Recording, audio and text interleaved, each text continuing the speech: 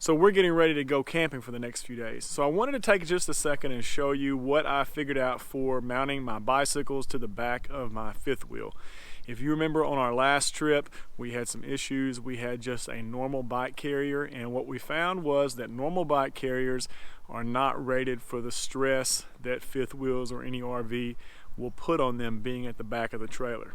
So in turn, my bike rack broke and lost all three of our bicycles. So we've been looking for a new way to do that, and so I wanted to show you what we've got.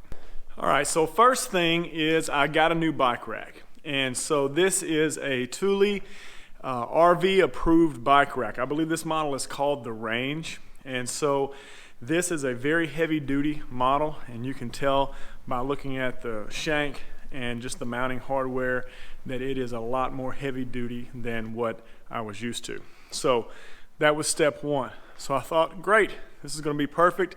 Put it on the camper, ready to go. Not exactly. So for some reason, whoever designed this Montana thought it would be a good idea to put the receiver hitch about 6 inches behind the end of the camper. So it makes it impossible pretty much to mount anything without an extension. So if you see the shank on there, it's not very long. That is so it can be more capable and stronger, but with the hitch recessed, that causes problems. So I had an extension that I actually used when we used the other hitch, and it was a Harbor Freight extension.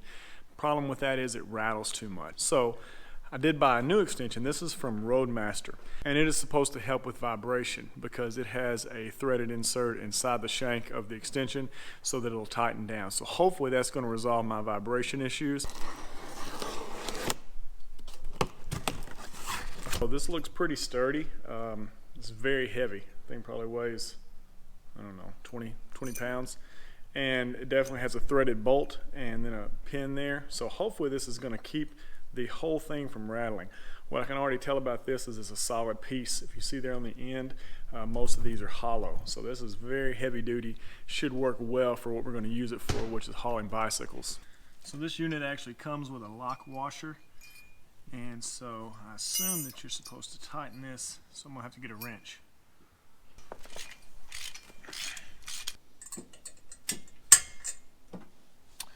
All right, well, that doesn't move at all, so that works great. And it just has a little pin in the end, and that is solid. And so the rack itself actually has the same thing on it, so it will do a similar thing. You'll put a bolt in there and tighten it down, so we shouldn't have any movement at all. Let's see what the rack looks like.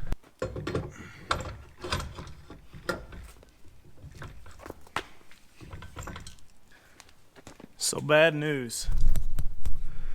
You see where the hole lines up?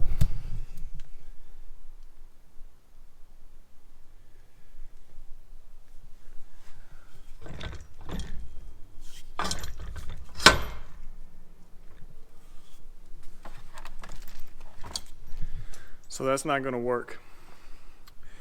Now I could drill that hole out, but I don't really want to. So now I've got to come up with something new because that's not going to work. Alright guys, so we made it out to the campsite, and I took the bikes anyway, but we ended up putting them in another vehicle, so we're only about 10 miles from home. So it wasn't a big trip, but I've got to get this figured out in the next couple of weeks because we are going on a big trip for spring break. So it just didn't work with the Roadmaster hitch extension and the Thule bike rack that I have, so I'm going to have to figure something else out. I think deep down I keep hoping that none of these options are going to work, so that I have to get a Ranch Hand full replacement bumper with a 2-inch receiver hitch in the front. That way I can put my bike rack on the front. So that's kind of my goal maybe in the long term, but I keep trying cheaper ways. So before I actually spent $1,500 on a new Ranch Hand bumper, I thought I would try one more thing. As I was researching options, I came across something that honestly I'm surprised I hadn't found already, but it's this right here. It's a Kurt anti-rattle kit, which was basically a threaded insert to pull the hitch tighter to the receiver. And so this is just an insert, and as you can see there's threads in there. And so we're going to just try this and see how this works. And the great thing about this is this only costs $12. And so the Roadmaster hitch extender, I think it was about 80 bucks, and that was on Amazon. I think it's around 100. if you buy it from eTrailer. Unlike everybody else, I am not sponsored by eTrailer, probably because I have like no subscribers, but that's okay. So I bought this, 12 bucks. So let's see if it works. All right guys, so here it is. This is actually the insert, and as you can see, it's basically just a nut welded onto the back of this plate. The plate slides in, then this threads into it. We'll just slide that in place right there. And let's see if this lock washer is going to work. So let's go find another washer, and then we'll put this on the camper. All right. So actually, I'm going to put it in the second hole because that'll give me the least amount of extension and maybe a little bit less leverage. So we'll put that in, put the bolt in.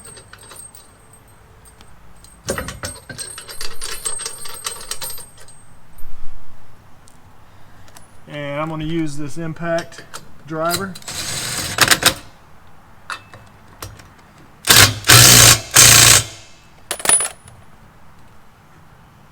And that's pretty stable, guys.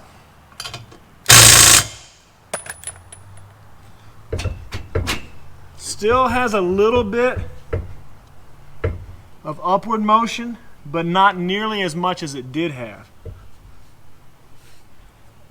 And so really, that's just tightening and pulling the inside of that hitch.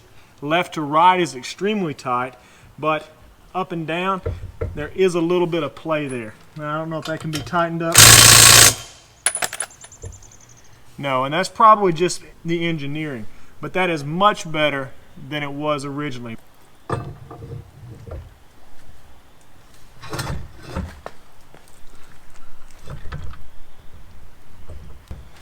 And so as you can see, there's a lot of play in the bike rack before you put the pin in.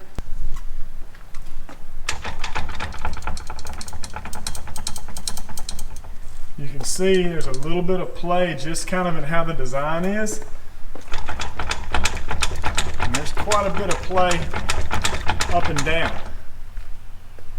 So this is kind of the question I have, is this too much play? There's a little bit of up and down play where the hitch goes into the extension, and there's still a little bit where the extension goes up.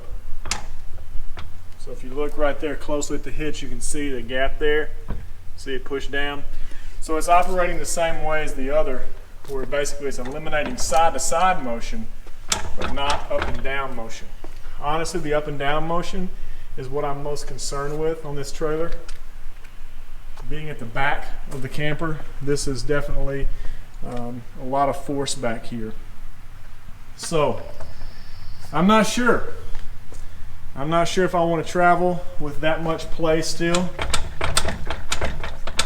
Now what I don't think is, I don't think this hitch is going to break. So even if I do have play, now again, I'm at the very end of this, which is the most leverage. So we're going to stack the bikes obviously front to back. I only have three, well actually I only have one bike now because I got to replace the rest of them. But they'll start here. So there's still quite a bit of play there. And honestly, this is getting close to the end of the line here as far as options that I have. Honestly, I know my problem is the extension, and it's just a little long. But honestly, there's still gap. There's still up and down motion, even inside the extension. So this is not a foolproof system, and they call it an anti-rattle. And so I think we're good on anti-rattle. I don't think it's going to rattle. It's just I know it's going to move. So anyway, this is the setup with this $12 anti-rattle device. Let me know if you guys think that this is safe, or this is something that you would put your bikes on. And I'm going to continue to see what I can find, and I may just have to break down and buy the ranch hand bumper replacement. So I thought instead of spending $1,500, I would at least try the $12 extra and see if this would work. I'm not 100% convinced, honestly, this is going to work. This is a long bike rack, and you can see how far it extends out there, so there's going to be a lot of leverage. So anyway, you guys let me know what you think, and I'll let you know if I come up with any other solutions.